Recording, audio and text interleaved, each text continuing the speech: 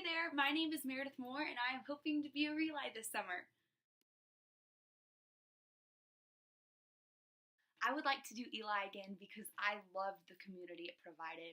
It was so awesome being around people who loved Jesus and loved camp, as we all had this common goal to become better leaders. That was really cool. It was a sense of community and a sense of there was always so much encouragement because everyone was going through similar struggles and similar challenges. The challenge is another reason why I would like to do Eli again. Y'all really encouraged us to evaluate ourselves and who we are and our leadership styles and how we react best and how we should teach ourselves to react in situations. And that was super eye-opening for me. I learned so much about myself. And through the challenges that y'all gave us, and as well as the community that Eli provided, I found myself closer to Jesus. I found myself in a tight relationship with him, and I was really, really dependent on him, which is always the goal. It was so awesome to be in a place where I was really, really leaning on him.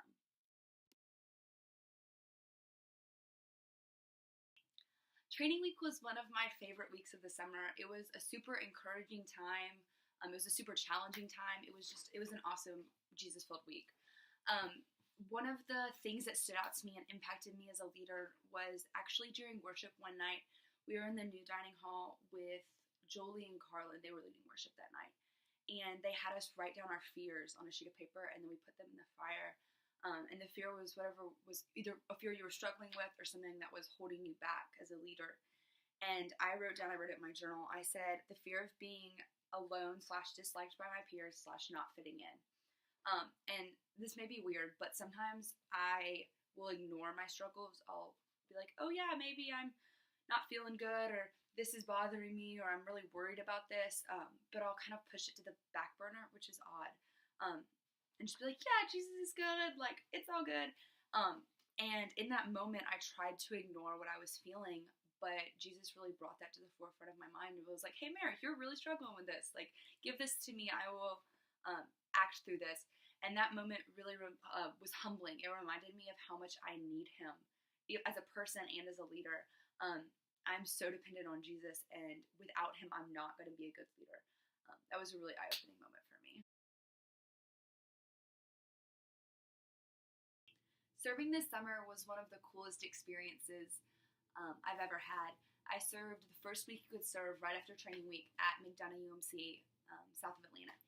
And it was crazy. I did not know what to expect, and I was super nervous, and I was very challenged that week.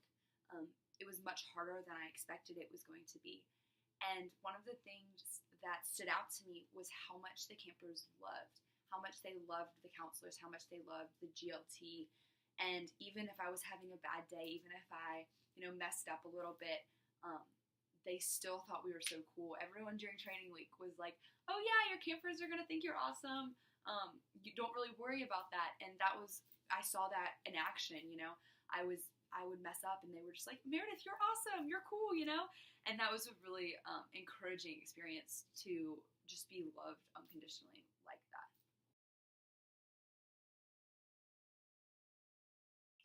One of the strengths I was really surprised to see on my sheet of strengths was relator. I have always loved making new friends and meeting new people, and that was something that was interesting to see, that I like to get to know people, and I like to draw similarities between myself and someone else. Not in a comparison way, but in a way that I can say, me too, I struggle with that, or me too, I know that person, even on like lighter topics. And that was something I never been able to be like, oh yeah, that's what I like. I do that. And so that was one of the things that Eli helped me discover about myself. One of my strengths that I would like to develop a little bit more would be being an activator. I was really surprised to see that on my sheet. I've kind of always viewed myself as a little bit impatient, and the way they worded it, that I'm maybe not as impatient as I thought. I just like to do something and take action. Um, Even though that was written down and that was how they described it, I still struggle with being impatient. And I think finding a balance between get her done, like jump right in, do something about it, and listening and taking the time to understand other people's points of view or something like that is something I need to work on balancing.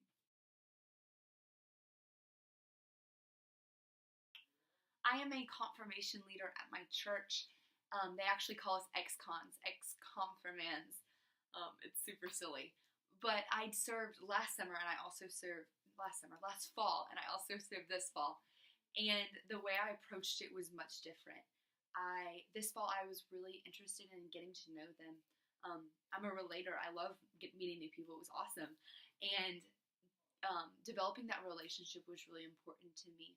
I also emphasized within myself and made sure my actions lined up with making them feel safe, making them feel comfortable, and reminding them that they can share, they can be vulnerable because I've been vulnerable, and they can feel comfortable because I'm comfortable sharing how I feel. That whole complex was something that really guided my actions the whole fall while I was serving them, and I think it made it 10 times better than the fall before.